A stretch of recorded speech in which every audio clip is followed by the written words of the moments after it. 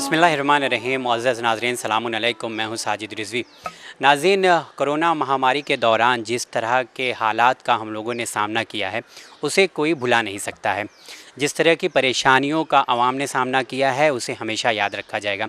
लेकिन इन तमाम तर परेशानियों के बावजूद भी कुछ ऐसे आलिम दीन हमारे दरमियान मौजूद थे जिन्होंने अपने फ़रीज़े को, अपनी ड्यूटी को, अपने काम को बख़ूबी अंजाम दिया है। आज इस वक्त हम मौजूद हैं ख्वाजा शिया इस्ना आशरी जमात की कब्रस्तान जो मज़गाँव भाई खल्ला में मौजूद है। आलिम दीन हमारे साथ मौजूद हैं हुज्जतुल इस्लाम आली जनाब मौलाना सैयद हसन रज़ा मूसी साहब, जिन्होंने कोरोना महामारी के दौरान जो मौतें सामने आ रही थीं उनको किस तरह से उनकी आखिरी मंजिल तक पहुंचाया है और पहुंचाने में किस तरह की परेशानियों का सामना किया है, उनके एक्सपीरियंस आइए हम लोग जानने की कोशिश करते हैं। इस वक्त क़िबला हमारे साथ मौजूद हैं। क़िबला, सलामुन अलैकुम। अस्सलाम वरहमतुल्लाहि तआला व बरकातुहू।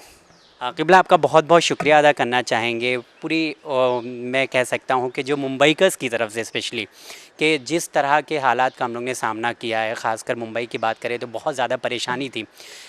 जो मौतें हो रही थी उनके बारे में हम जानना चाहेंगे। तो पहली वेव और दूसरी वेव, दो वेव आई है, दोनों वेव बहुत ही ख़तरनाक रही। उस दौरान जो मौतें हुई हैं थोड़ा सा बताइए कि किस तरह के हालात का आपने सामना किया। बिस्मिल्लाहिर्रहमानिर्रहीम। खुदावंद आलम की बारगाह में सबसे पहले हम दुआ करते हैं अल्लाह आपकी तौफ़ीक़ात में इजाफ़ा फ़रमाए और वो तमाम हज़रात जो इन कोरोना के दोनों वेब के दरमियान में जिनका इंतकाल हुआ है, परवरदिगार उन तमाम की मग़फ़िरत फ़रमाए, उन तमाम के दराजात को बुलंद फ़रमाए। देखिए, दो सबसे पहले वाली जो थी जिसमें बहुत ज़्यादा लोग खौफ महसूस कर रहे थे और जिसका सबसे ज़्यादा असर शायद इसी हमारे शहर बॉम्बे में ज़्यादा था। इसी वजह से हमारे यहाँ से अल्हम्दुलिल्लाह बहुत अच्छी तैयारियाँ हो चुकी थी और कब्रें वग़ैरह हुकूमत की गाइडलाइन के एतबार से तैयार कर दी गई थी। चूँकि उस ज़माने में जो हुकूमत की तरफ से बताया गया था कि 10 से 12 फ़ीट की गहराई की कब्र होनी चाहिए, तो तकरीबन 6 कब्रें इब्तिदा में जेसीबी के ज़रिए से खोदी गई थी। 12 फ़ीट के करीब, बल्कि 12 तो कहा गया था, मुझे लगता है कुछ कब्रें तो शायद 12 से भी ज़्यादा होंगी, क्योंकि गाड़िया के एतबार से जिसमें आसानी से उतरा नहीं जा सकता था सिवाय सीढ़ी के। लिहाजा वो कब्रें हमारे यहाँ तकरीबन इब्तिदा में 6 कब्रें थी जो तैयार कर दी गई थी।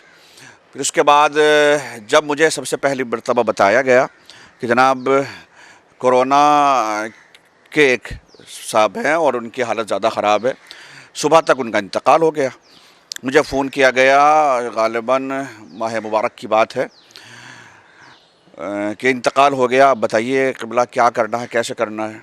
मैंने कहा ठीक है, पहला कॉल था और उस वक्त मैं समझ रहा था कि मुझे क्या करना है, लेकिन उसके बावजूद मैं ये जानते हुए कि हमारे उस्ताद मोहतरम भी हैं और उस्ताद के साथ साथ आगा सिस्तानी के वकील भी हैं, हुज्जतुल इस्लाम वल मुस्लिमीन आली जनाब मौलाना सैयद अहमद अली आबदी साहब क़िबला, चूँकि इमाम जुमा के हैसियत से बॉम्बे शहर के इमाम जुमा भी हैं, तो इसलिए मैंने सबसे पहले उन्हीं से रब्ता किया कि अब इंतकाल हो गया आगा और मुझे बताइए कि किस तरीके से हमें क्या करना है। चूँकि ये बता दिया गया था कि कब्र गुस्ल दिया नहीं गुस्ल के असल खोल ही नहीं सकते थे, तो चूँकि खोल ही नहीं सकते थे, जब खोल नहीं सकते थे तो गुस्ल नहीं दिया जा सकता था। और फिर मैं समझता हूँ कि शायद अगर इजाज़त भी होती तो खौफ लोगों में इतना ज़्यादा फैला हुआ था कि कोई गुस्ल देने के लिए तैयार नहीं था। और फिर इसी तरीके से तयम्मुम का मसला भी था, तो तयम्मुम कौन कराए, तो जब खोल ही नहीं, हालांकि कुछ मैयतें इब्तिदा में ऐसी थी कि जो साथ में पुलिस एहलकार भी तशरीफ़ लाए हैं, दरवाज़े तक पहुँचे हैं, अल्हम्दुलिल्लाह आराम बाग में अंदर कब्रिस्तान में दाखिल नहीं हुए हैं, मगर वो मौजूद रहे दरवाज़े पर, मौके पर मौजूद रहे जब तक तदफीन नहीं हो गई इब्तिदा में। चुनांचे मैंने आगा से जब रब्ता किया तो आगा ने भी वही मसला बयान किया कि देखें गुस्ल सही है, वाजिब है, लेकिन गुस्ल उसी वक्त वाजिब है जब मुमकिन हो, इम्कान में हो, लेकिन अगर इम्कान ही ना हो इस एतबार से कि हम मैयत को खोल नहीं सकते हैं तो गुस्ल खुद ब खुद साकित हो जाएगा, पैक की जाती थी। जी हाँ, तो लिहाजा मैयत को खोल नहीं सकते थे तो फिर गुस्ल कैसे होगा या तयम्मुम कैसे होगा। इस तरीके से हमने मैयत को یعنی آقا نے بھی وہی فرمایا کہ غسل خود بخود ساقط ہو جائے گا، شرعی ساقط ہو جائے گا، غسل ہے یا تیمم اس کا بدل تیمم، پریشان ہونے کی کوئی ضرورت نہیں ہے۔ پھر اس کے بعد میں نے کہا کہ آقا کفن کا کیا کریں؟ تو آقا نے کہا کہ جتنا ممکن ہو سکے اوپر سے ہی صحیح اتنا آپ کفن دے دیجئے، انشاءاللہ اللہ اس کو قبول کرے گا، وہی کافی رہے گا۔ ہم نے کہا ٹھیک ہے۔ جب سب سے پہلی میت ہمارے یہاں آئی ہے اور تو اس وقت یہ سوچا گیا کہ قبر میں اتارا کیسے جائے گا، چونکہ گہرائی اتنی زیادہ تھی، اور گہرائی کے ساتھ ساتھ حکومت کی جانب سے جو افراد معین تھے کہ صرف 4 یا 5 آدمی آ سکتے ہیں، لیکن ان 4-5 آدمی میں بھی خوف تھا۔ الحمدللہ یہاں ہمارے یہاں قبرستان میں یہ گورکن حضرات موجود ہیں جو قبر کھودتے ہیں، تو وہ تشریف لائے، انہوں نے کٹ جس کو بولتے ہیں الحمدللہ بہت اچھی والی کٹ جماعت کی طرف سے مہیا کی گئی تھی۔ میں سمجھتا ہوں کہ شاید 950 یا 1000 روپے کی اس وقت وہ ایک آ رہی تھی، بڑی اچھی والی، اور وہ سب کے لیے فراہم تھی، ہم سب نے وہ پہنی۔ اور جب سب سے پہلی میت آئی ہے قبلہ، یہ سمجھیے کہ پہلے تو یہ سوچا گیا کہ JCB کے ذریعے سے ہی میت کو نیچے اتارا جائے، چونکہ کوئی تیار نہیں تھا۔ اس میں میت میں ایک دقت یہ رہی کہ گھر والے کوئی موجود نہیں تھا، گھر کے لوگ افراد کوارنٹین میں۔ اس کے علاوہ ان کے مرحوم کے فرزند جو تھے ان کا ایک دوست تھا، اور وہ دوست یہاں تشریف رکھتا تھا، وہ بیچارہ اس نے بڑی محنت کی ہے الحمدللہ۔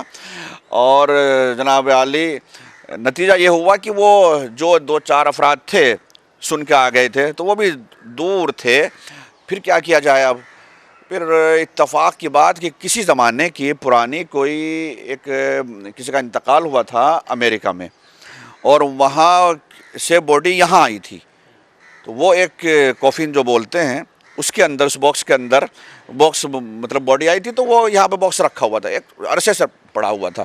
جب میں یہاں پہ آیا کہ دیکھا جائے کہ کس طریقے سے قبروں کی حالت دیکھی، پھر یہ سب دیکھنے کے بعد پھر میری نظر اسی پر پڑ گئی، باکس پر۔ میں نے کہا یہ بہتر طریقہ ہے، کیونکہ اس سے پہلے تجربہ تھا نہیں، کچھ سمجھ میں نہیں آ رہا تھا کیسے کیا جائے۔ تو میں نے دیکھا کہ اس کے اندر رسی باندھنے کے چونکہ اینگل اس میں بندھے ہوئے تھے، تو میں نے کہا یہ بہتر ہے۔ اب ہم نے سب سے پہلے اسی کو صاف کرایا، اور صاف کرانے کے بعد کفن اس میں لگا دیا نیچے، اور پھر ایمبولینس سے میت ڈائریکٹ یہیں پہنچتی تھی، چونکہ ایمبولینس ہاں ادھر سے میت آتی تھی، کہیں راستے میں نہیں روکا جاتا تھا۔ حالانکہ عام طور سے آپ کو معلوم ہے کہ عام طور سے جب کسی بھی مومن مومنہ کا انتقال ہوتا ہے تو نماز جنازہ ادھر ہی ہوتی ہے، مجلس وغیرہ ادھر ہی ہوتی ہے، لیکن کورونا کی کسی بھی میت کی نہ ادھر نماز ہوئی ہے، نہ غسل تو سوال ہی نہیں تھا، تو چنانچہ عوام بھی نہیں رہتی تھی، چنانچہ سارے ایمبولینس کے ذریعے سے ڈائریکٹ میتیں یہیں آتی تھی، اور یہیں پر جو یہ خاص جگہ معین تھی اور خاص جگہ پر قبریں تھی، چنانچہ وہیں پر لایا گیا۔ اور اس میت کو، سب سے پہلی میت جو تھی، اس کو ہم نے کسی طریقے سے، اور جو یہاں کام کرنے والے حضرات تھے ان کے مدد سے، اس میت کو اس باکس کے اندر، اس کوفن باکس کے اندر الحمدللہ اس کو کر دیا ہم نے اپنے اعتبار سے جو ہم بیسٹ کر سکتے تھے، اور پھر کفن کو اسی طریقے سے لپیٹ کر اور پھر اس کو بند کر دیا گیا۔ رسی منگائی گئی، اور رسی کے ذریعے سے اس میت کو کسی طریقے سے، چونکہ 4 افراد، اچھا جب وہ پہن لیا کرتے تھے تو اس میں گرمی بہت لگتی تھی، بہت زیادہ، تو جس کی وجہ سے پسینے میں تر ہو جاتے تھے یہ لوگ بھی، اور چاہتے ہوئے بھی مطلب اپنا 100% نہیں دے سکتے تھے، یعنی اس کو کھینچ کے لانا بھی چاہیں تب بھی بڑی مشکل سے اس کو قبر تک لے کر آئے۔ ہم نے نماز جنازہ وہاں پڑھا دی، نماز جنازہ کے بعد پھر اس کو رسی کے ذریعے سے کسی طریقے سے قبر تک کے قریب تک لے کر آئے، اور پھر اسی طریقے سے قبر میں اس پہلی میت کو اتارا۔ مسئلہ مگر ہمیں یہ نہیں معلوم تھا کہ چونکہ وہ جو باکس تھا اس میں خود وزن کافی تھا، پلس باڈی میں کافی وزن تھا، جس کی وجہ سے 4 افراد کے لیے بڑا مشکل ہو گیا۔ تو ہم یہ سمجھ گئے کہ یہ باکس کے ذریعے سے حل ہونے والا مسئلہ نہیں ہے۔ اب پھر کیا کیا جائے؟ آئندہ کے لیے ہم نے یہ کیا کہ بڑے والے، یعنی کفن کا جو کپڑا ہوتا ہے، بلکہ اس سے اور ذرا اچھا ہیوی والا کپڑا لیا، اس کپڑے کو تقریباً میں سمجھتا ہوں 10 میٹر کپڑا، اور اس کو ہم نیچے پھیلا دیا کرتے تھے۔ اس کفن کے کپڑے کے اوپر ایک اور چادر ہوتی تھی، پھر اس کے بعد میت کو ڈائریکٹ ایمبولینس سے اتارتے تھے اور اسی کپڑے میں کے اوپر اتار دیا کرتے تھے، یعنی پھر اس کو جو میت پہ جو بھی گھر والے کفن لاتے تھے، جیسے کربلا کا کفن ہوا یا جو بھی، اس کفن کے اوپر جس طریقے سے بھی کر سکتے، جو کھول سکتے نہیں تھے، تو اس میں ہی ہم کسی طریقے سے اس کو لپیٹ دیا کرتے تھے، اور وہاں سے 2-3 افراد ادھر 2-3 افراد ادھر، اور ان کی مدد سے اور اس کپڑے کی مدد سے قبر تک پہنچاتے، تو اس میں وہ نیچے اتارنے میں آسانی ہوتی تھی، چونکہ کپڑا دونوں سائڈ سے لمبا ہوتا تھا، تو اس کو آہستہ آہستہ قبر میں اتار دیا کرتے تھے، اور قبر میں اتارنے کے بعد پھر تلقین وغیرہ جو کچھ ہوا سب کچھ ہوا۔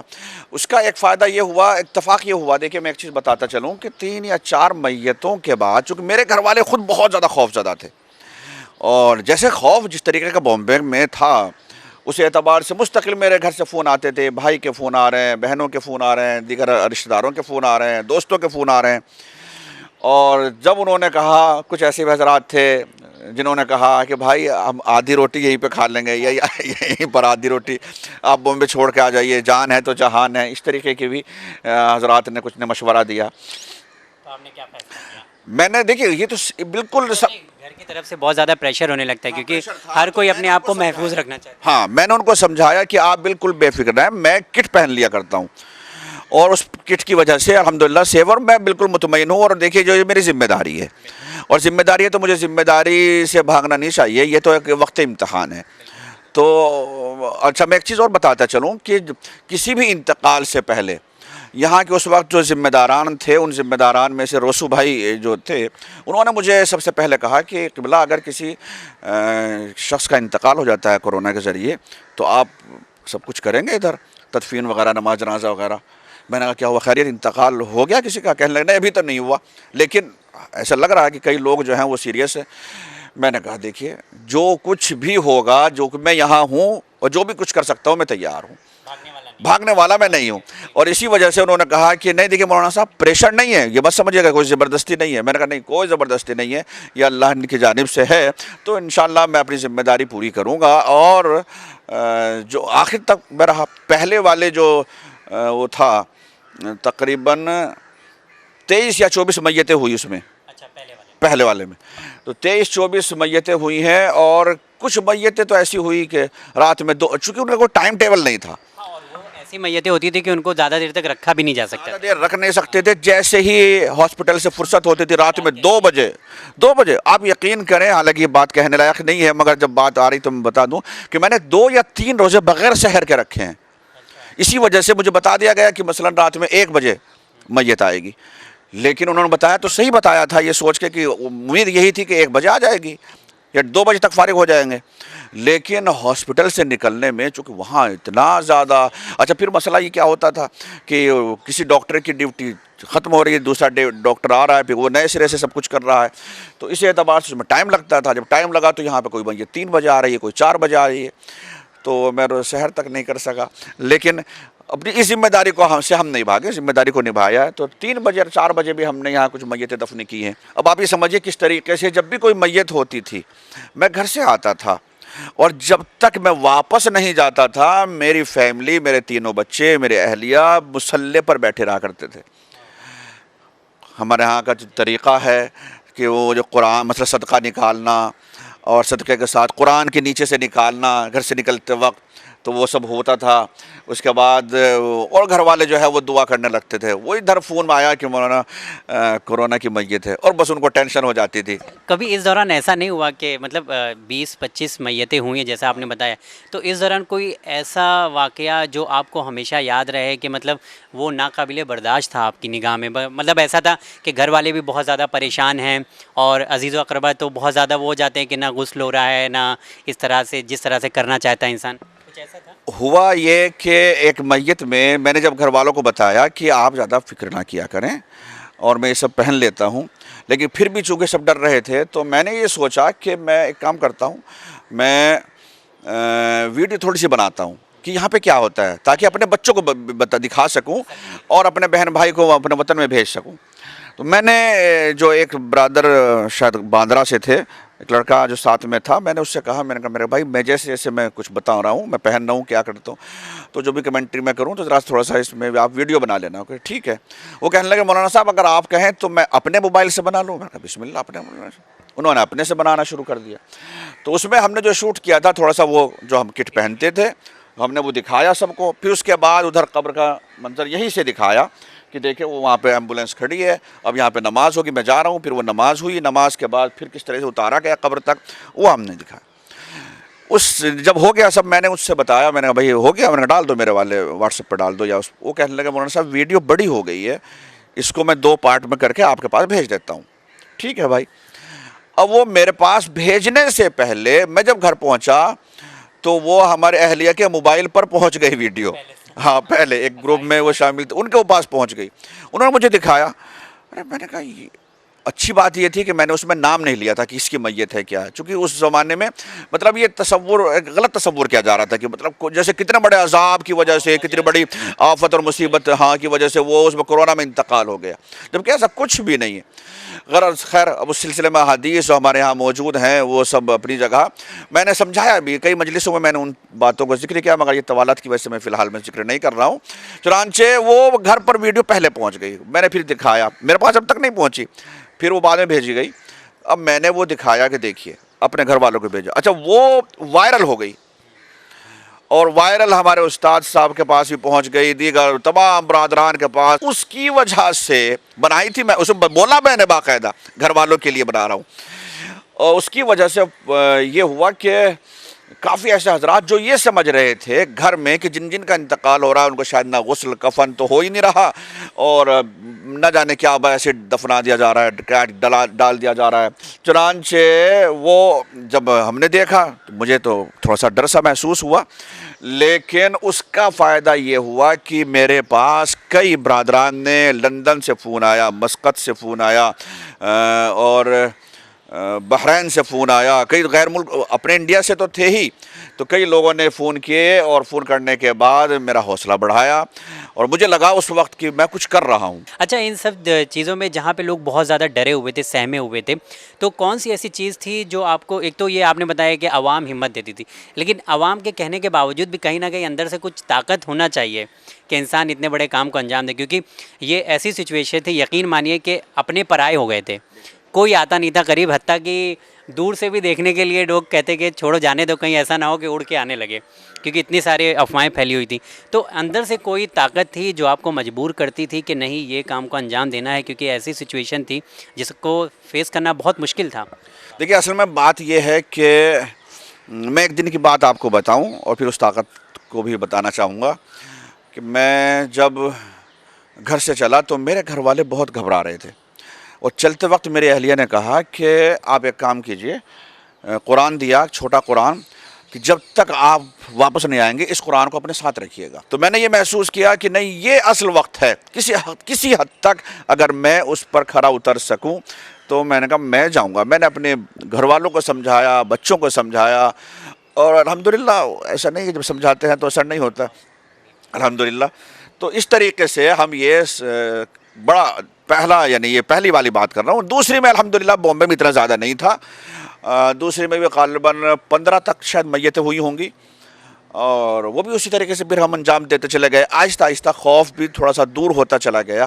تو یہیں پر ایمبولینس کو اتار کر یہیں پر ہم نماز جنازہ, اور جو منزلیں ہوتی ہیں میت کی, پہلی دوسری میت کی منزل, وہ میت کی منزل کر دیا کرتے تھے.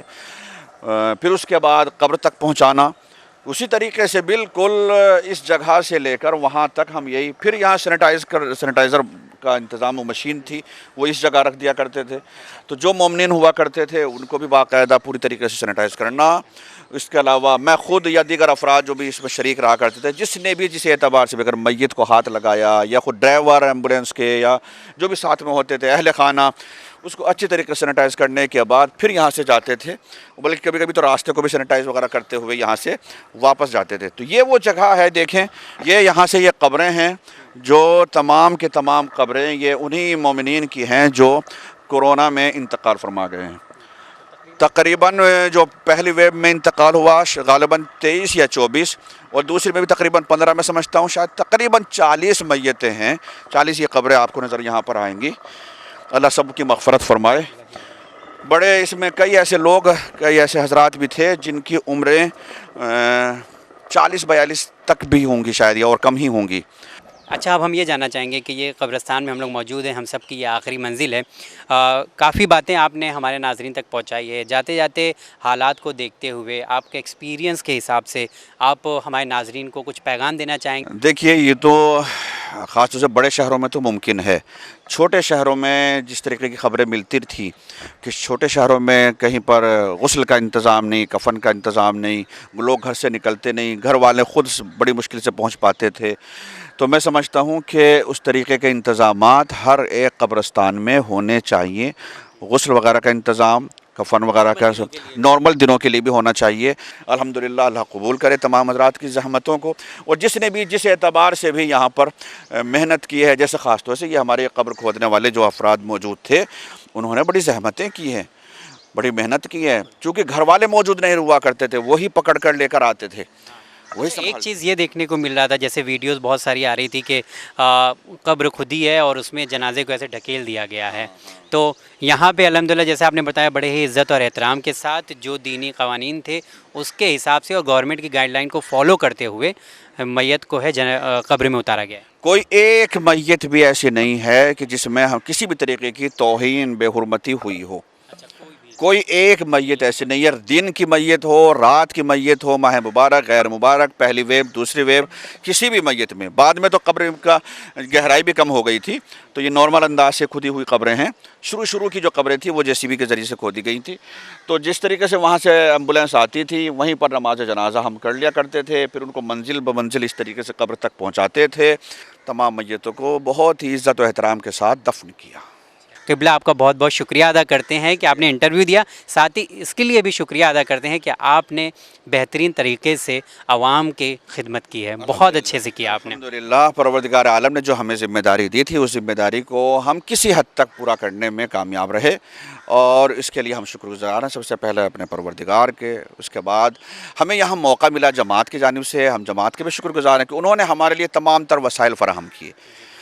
मसलन ये हज़ार, मैंने बताया तकरीबन 1000 रुपये की किट थी, और एक मैयत में कम से कम 6, 7, 8 तक लग, उसको यूज़ किया और फ़ौरन यहीं पर हम उसको जला दिया करते थे। उतारा और फ़ौरन उसको जला दिया। तो चूँकि उसको जला दिया करते थे, फिर वो किसी काम की नहीं होती, चाहे वो किसी ने हल्के से छुआ हो कफ़न को भी, तो भी हम उसको उतार के जला दिया कर। इतना हमने एहतियात किया। तो जमात ने मगर इसी से कोई कहा क्या, जो भी चाहिए आपको सब कुछ तैयार है। अल्हम्दुलिल्लाह, हम जमात के भी शुक्रगुज़ार हैं, और तमाम वो हज़रात जिन्होंने किसी भी एतबार से यहाँ खिदमत अंजाम दी है, उन तमाम के भी शुक्रगुज़ार हैं कि उन्होंने मोमिनीन को उनके आखिरी मंजिल तक पहुँचाने में मदद की है। तो नाजरीन, अक्सर हम लोगों ने सुना होगा बड़े बड़े सवाल जो हम लोग घर बैठ के उठाते रहते हैं कि उलमाए कराम क्या कर रहे हैं। उलमाए कराम इस बड़े से काम को अंजाम देते हैं। उलमाए कराम जो वक्त पर अपनी ज़िम्मेदारी को अदा करते हैं,